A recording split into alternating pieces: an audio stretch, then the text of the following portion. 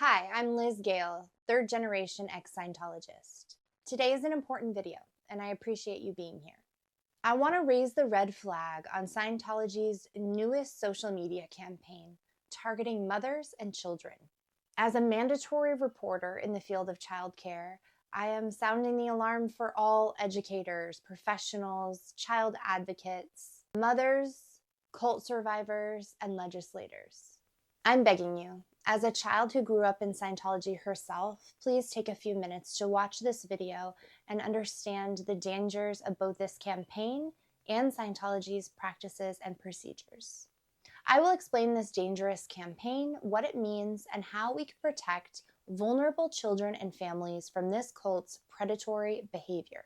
Growing up in Scientology myself, I understand the intricate workings and the secret policies and procedures that affect children and families. I've seen firsthand the devastation that Scientology's shunning, also called disconnection, has had on children's lives. There are dozens of firsthand accounts online of children being forced into interrogation, manual labor, trafficked across state lines, neglected, and abused. My own brother didn't make it out of Scientology alive. Sadly, my brother's story and his tragic demise are not wholly unique in Scientology. Online, you can find the receipt, the children that Scientology failed, a list of almost 200 names of children who were born or raised in Scientology, got out, and have spoken out against the abuses they endured. Also on this list is over a dozen young people who didn't make it out of their Scientology upbringing alive. In trying to make sense of my life and trauma, my healing journey took me to the field of child development, where I received both an associate's and a bachelor's in the field of child and family studies with a specialization in early childhood education. Working closely with children and families over the last 20 years has taught me something that my 7-year-old self found out the hard way. Many of Scientology's practices are dangerous, and some are downright abusive. In this video, I will break it down for you. As with all things on the internet, this is my opinion based on my experience, my education, my understanding. You can take it or leave it. I encourage you, please hear me out. Lastly, before I begin, I'd like to make a distinction I feel is important in the broader conversation. Not just the Scientology conversation, but all religious, fanatic, high control, or cult-like groups. There's a difference between Scientology's beliefs and its practices. I am not here to attack anyone's beliefs or their protected religious rights. However, when action is taken on behalf of one's beliefs, those actions are accountable legally, morally, and socially. There is no freedom of religion that allows for the abuse of the elderly or children, neglect, mental, emotional, verbal, or spiritual abuse, no matter the belief system of the group. Scientology is a billion-dollar international cult with a team of lawyers and private investigators and its own goon squad. They have policies and procedures for silencing their victims. I refuse to be silenced, and I refuse to remain silent when children are in danger. Let me show you why. First of all, let's talk about Scientology's social media campaign to target vulnerable children and mothers. There's been an increased focus on recruiting children, specifically those born into Scientology, and making sure that they are indoctrinated at a young age. While this is no different than many religions, Scientology often takes it to the next level, charging for seminars, courses, and financially preying on mothers, making outlandish promises. For example, here's a flyer from 2016 promising to teach you how to give birth to a god using preventative Dianetics procedures. More recently, the focus has switched towards mothers themselves, and a sort of super crew of OT moms has been put together. OT is the highest spiritual level one can attain in the pay-to-play bridge to total freedom. This is a series of steps that one would ascend to what Scientology promises will give you power over matter, energy, space, and time. In their efforts to recruit new moms, they have put up social media posts such as this one. In promotional photos, which are taken at Scientology's flag headquarters in Clearwater, Florida, moms can be seen holding course packs, which are pay-as-you-go trainings, as well as Scientology's electric spiritual device, which we'll talk about a little bit more in this video. In the last few days, it's obvious that recruitment for moms is ramping up dramatically. Not just that, but 40 mothers will be attending Scientology's top secret, confidential, Free Winds cruise ship for the Route to Infinity convention. They are citing a movement to get 200 parents onto the upper, expensive Scientology confidential levels. Social media posts confirm that Scientology is focusing heavily not just on these mothers, but their extremely young children. This series of posts reference a 12-year-old, 6-year-old, and toddler-age child receiving Scientology services in their young lives.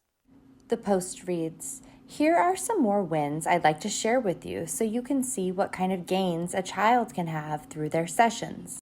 Quote, I got better at observing things and I can recall stuff further back. Yeah, it was fun. OL, 12 years old. I got better at swimming. My sister showed me, and because of the sessions, I could do it better. Doing this session was the most fun.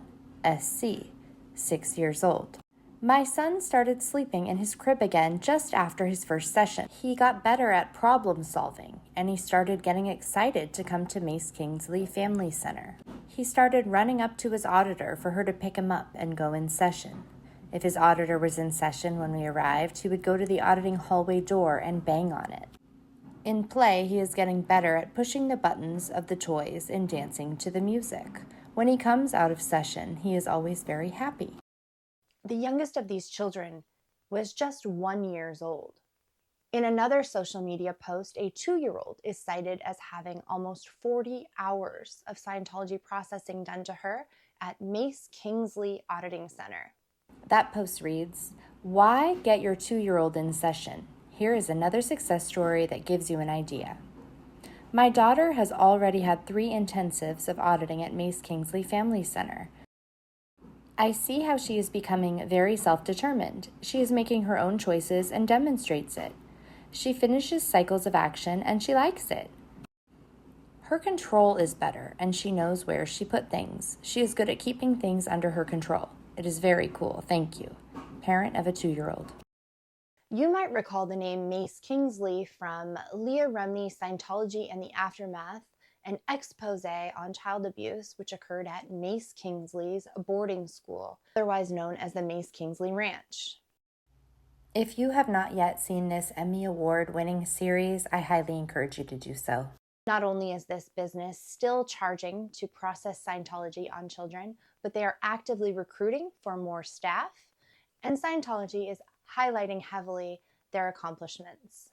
So, you might ask, what's the danger? What makes this religion any different than any other religion that encourages young people to participate and gain a faith and believe in a higher power? Well, as I said before, we're not going to talk about the beliefs as much as the practices. The first thing we need to establish is what a cult is. And I say this because cult is a word thrown around far too often. Today, I want to be clear. When we're saying the word cult, which we may interchange with these other terms, we are talking about a high control, high expectancy group. In terms of child development, this often means a rigid, authoritative structure with very high expectations and consequences for not achieving them. In many high control groups, high expectation groups, children's worth is deemed on what they have achieved or will achieve, and they are not often inherently loved or seen as having value for just existing. Our first red flag concerns Scientology's idea that children are adults in little bodies. What does this mean? Scientology as a faith believes in reincarnation. Here's a relevant quote from Scientology founder L. Ron Hubbard. A child is somebody that's just trying to get over a death, which might have been easy and might have been violent. He is just trying to recover from having shed all of his responsibilities. He's trying desperately to reorient himself in existence. If children are deemed adults in little bodies, then they are expected to act, produce, and behave like adults. Sadly, when this is impossible for many children, they are deemed unfit and problematic. We see evidence of unrealistic age expectations with Scientology's C organization.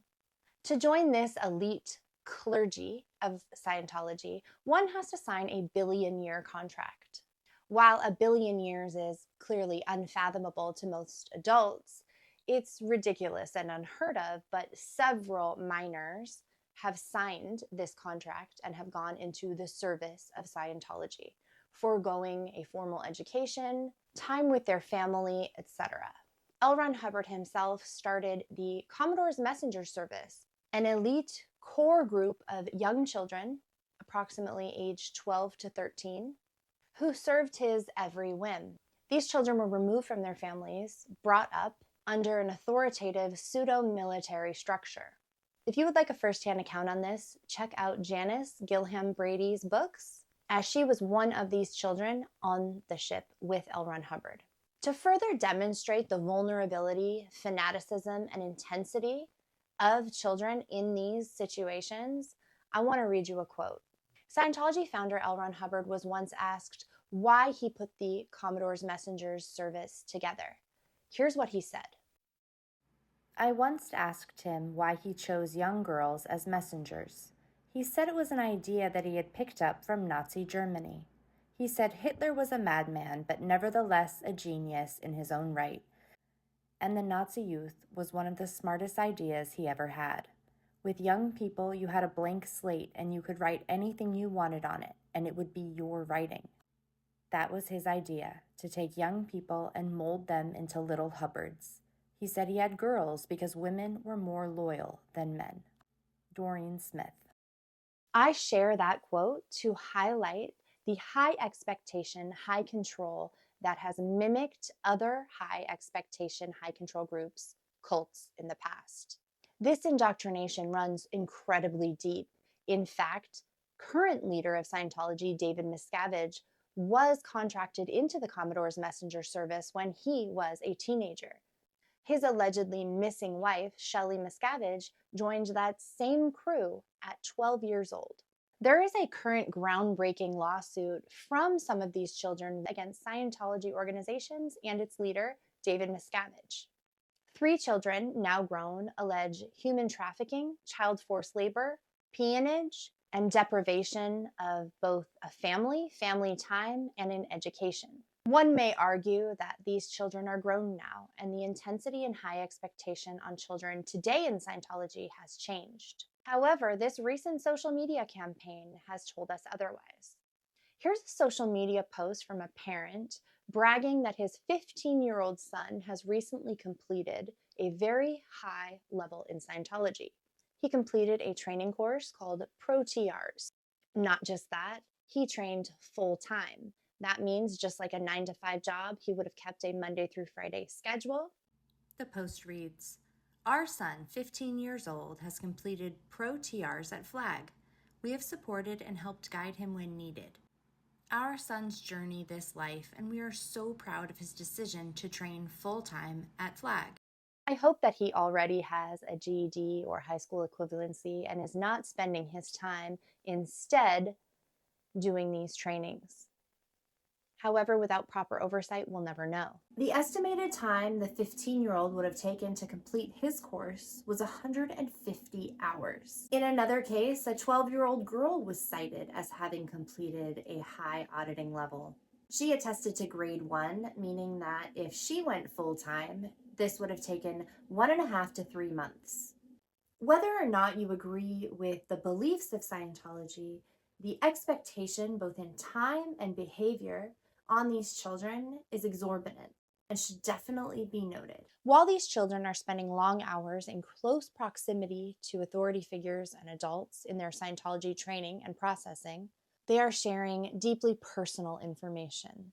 Unfortunately, Scientology clergy do not consider themselves to be mandatory reporters to the authorities of abuse. In second-generation Scientologist Danny Masterson's recent trial, where he was convicted of 2 counts of forcible SA and was sentenced to 30 to life in prison, Ex-Scientologist Claire Headley, who grew up in the Commodore's messenger service, testified to the following.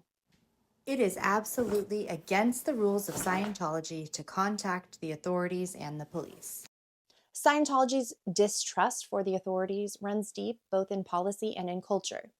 Along with no access to reporting abuse to authorities, children growing up in Scientology have no access to traditional mental health services or even information. Scientology founder L. Ron Hubbard deemed all psychology and psychiatry and any scientific branch thereof to be dangerous.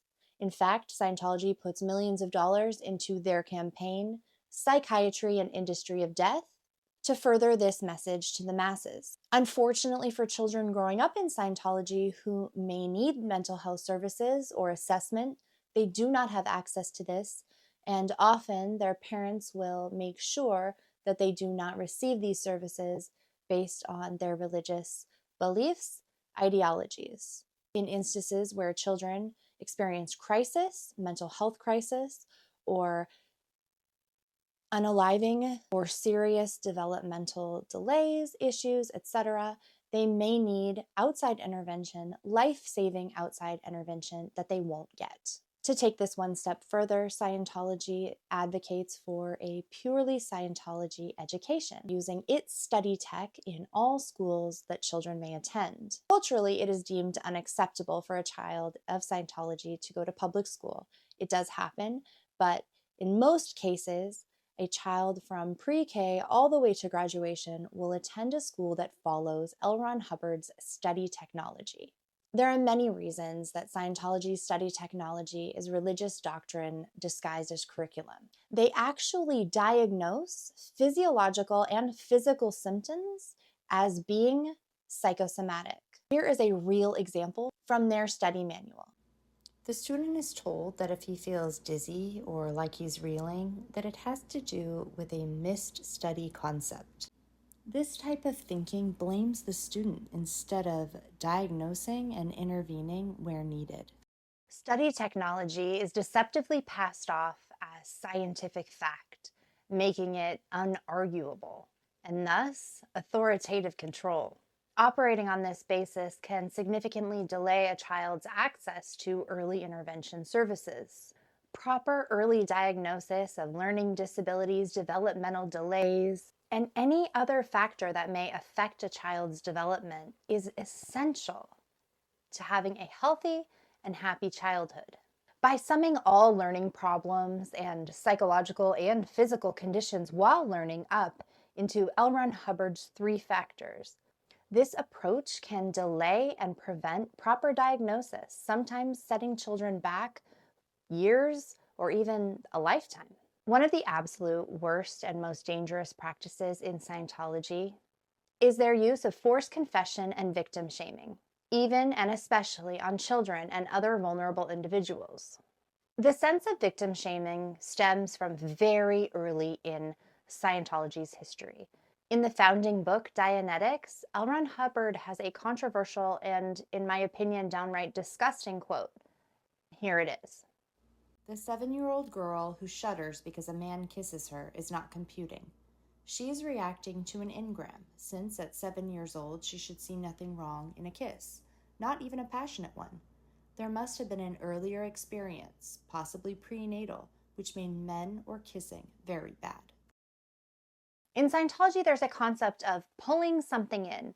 Based on L. Ron Hubbard's mechanics of the mind, body, and soul, when a person does something wrong, they will essentially manifest something bad for themselves. In this way of thinking, anything bad that happens to us, whether we are responsible for it or not, would be because we have done something wrong to pull it in. As in the quote with the 7-year-old girl shuddering at a passionate kiss, in the language, we can see that that's a her problem, not the adult guilty of such egregious behavior. We've seen this time and time again, and again recently in the Danny Masterson trial. All of his victims that testified to telling the Church of Scientology about the assault that they had endured, and instead of receiving care or empowerment, they were all subjected to interrogation and having to give up their crimes so as to describe and understand why they would have, quote, pulled in that essay.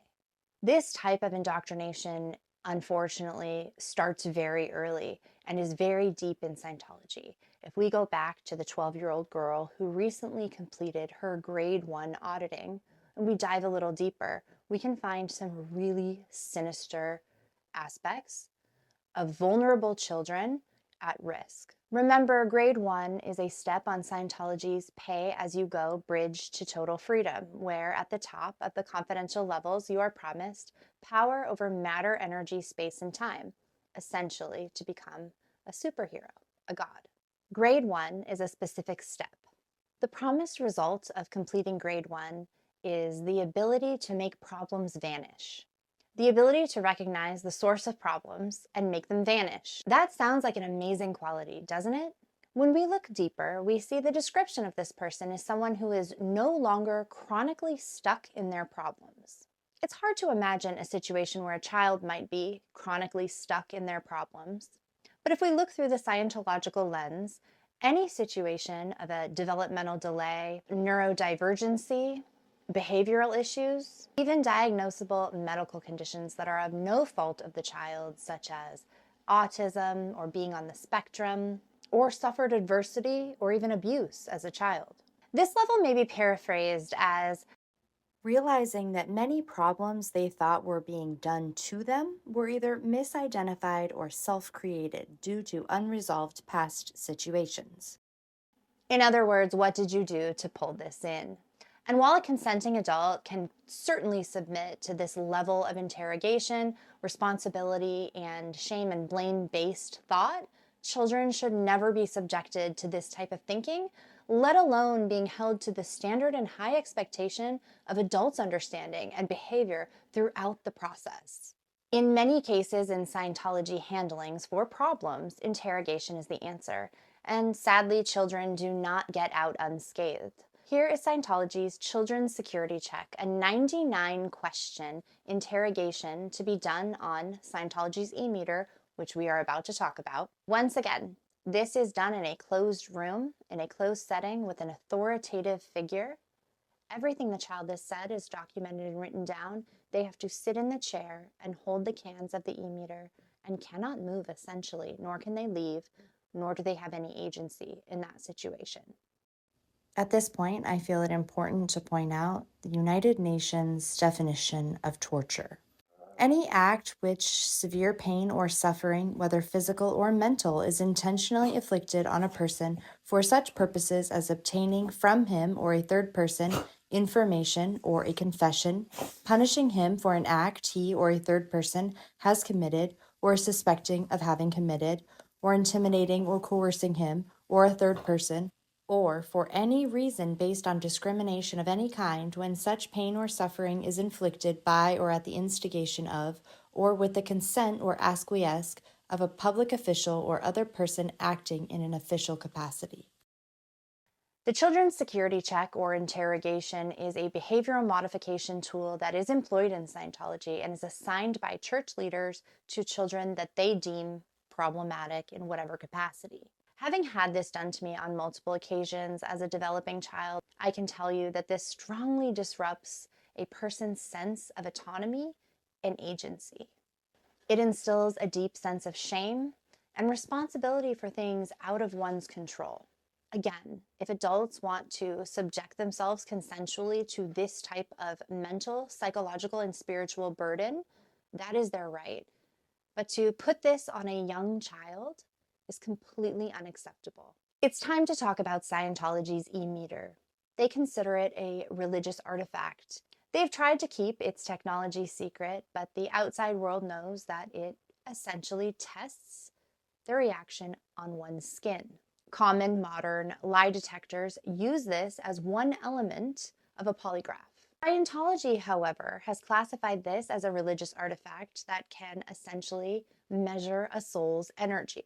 Based on your mental imagery and how you react to certain past occurrences, it will measure the resistance of an electrical current going through your body. There have been no long-term studies about the effects that this has on young children or developing brains, Modern research, however, does strongly suggest that this type of electrical current, in conjunction with repetition and ritualistic behavior, can, in fact, induce electrohypnotism. It can put somebody in a suggestive state, otherwise known as light trance. The e-meter overrides a person's internal dialogue or their own knowledge base. Within Scientology, the e-meter trumps what anybody says, thinks, or does. If the e-meter says that you are withholding information, you are withholding information. If the e-meter says that you are an evil person, you are an evil person. Much of Scientology's training is spent learning this machine, this device. All interrogations and confidential levels and Scientology counseling essentially is done on one of these devices. The culture of Scientology teaches us that Scientology comes first and family comes second. This is backed up in confidential materials written by L. Ron Hubbard, the Scientology founder himself, where he deems family a distraction and even a mental trap. As these women, mothers, rise through the ranks of Scientology, they will become more and more indoctrinated in the belief that Scientology comes first and family second.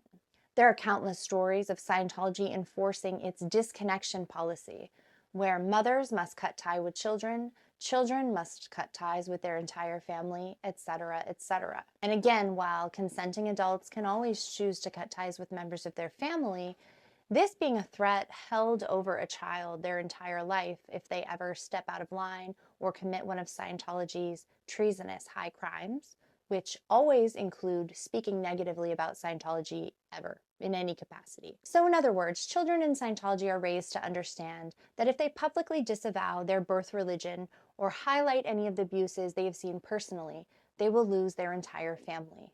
And the higher up these mothers get in the bridge to total freedom, the more willing they will be, most likely, and based on statistics, to cut ties with their own children. Once again, sadly, I am speaking from experience. I've not had communication with my mother in 7 years. And if I was to reach out to her and we rekindled our relationship, by Scientology's procedures and policies, she would lose all of her certificates and all of her progress in a religion that she has grown up in and spent 70 years in. This type of black and white, very intense lines drawn affects a child's attachment and their ability to trust growing up. Sadly, Scientology's policies essentially weaponize a mother's love. The more she loves her child, the more she will give them up to Scientology, and the more control she will let the organization exert over their upbringing and indoctrination. Mothers in Scientology, ex-members who have come out and told their stories, have talked about being treated horribly. Being a mother in Scientology is not easy. Not only does she have to conform to being a Scientologist herself and following all the rules that a good cult member must follow, but now she is tasked with indoctrinating the next generation into said cult. And I call to any Scientologist mother or caregiver who would be willing to have an open dialogue about these points with me, because I have no doubt that these mothers love their children very much. Much like my own mother, it appears that their motivation to go up the bridge to total freedom is to be a good mother to their children. And this is their idea of doing so. It's unclear if they're aware of any of these facts or if they have chosen willful ignorance. But I think it's time that we raise the alarm bells because this is very disturbing. If you want to learn more about ex-Scientology kids who grew up in Scientology and their stories, check out these websites. If you want to see the list that I maintain on my website of the children who Scientology failed, you can check it out here. So what can we do? Number one, contact your local politicians. A great conversation starter is, would you support the investigation of Scientology's tax-exempt status in the United States? This political and financial question can often open a rabbit hole for community leaders to go down. Of course, please educate others on the dangers of Scientology. Share this video. Like and follow, subscribe, all the things. Just as there are many moms training to indoctrinate their children in Scientology, there are moms and professional childhood educators like myself who are working to combat it and educate the general public as to why this is a dangerous decision and should be, at the very least, monitored and called out. If you see abuse or know of abuse happening to anybody, particularly children or any vulnerable population or person, call it in. Here is the National Child Abuse Hotline phone number. Whether or not you've taken an oath to be a mandatory reporter like I have or have been called to in your profession or your journey in life, please consider that if you see something, you could be the difference that you'll never know. So please call it in. Lastly, if you liked what you saw today and you want to throw me a little love, there are a few ways you can support me. You can buy my book on Amazon called Confessions of an Ex-Scientologist Pothead. There are a few merch items available on my YouTube store. And keep an eye out for my next book, Confessions of an Ex-Scientologist Mom. Because I dipped my toe in this arena once upon a time, when I was a new mother, and I truly believed that Scientology was the only way to raise a healthy and happy child. And it is one of my confessions in my upcoming book that everything I knew about child development that I learned in Scientology was wrong. And I hope that today I was able to utilize a little bit of my experience, a little bit of my education to explain to you today some of the reasons why Scientology in practice for children is dangerous.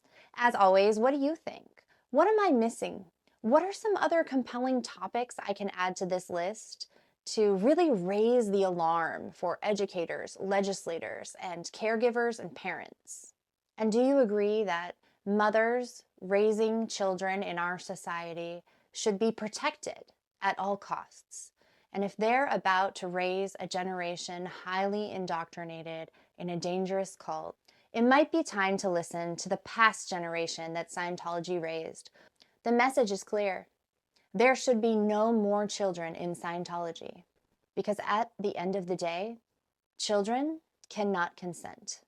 I urge you to share this message. I urge you to dive down the rabbit holes, get back to me, let me know what you found. Consider yourself a mandatory reporter to raise the flag, raise the alarm bell on what is about to happen to another generation of innocent children. Children deserve autonomy and agency.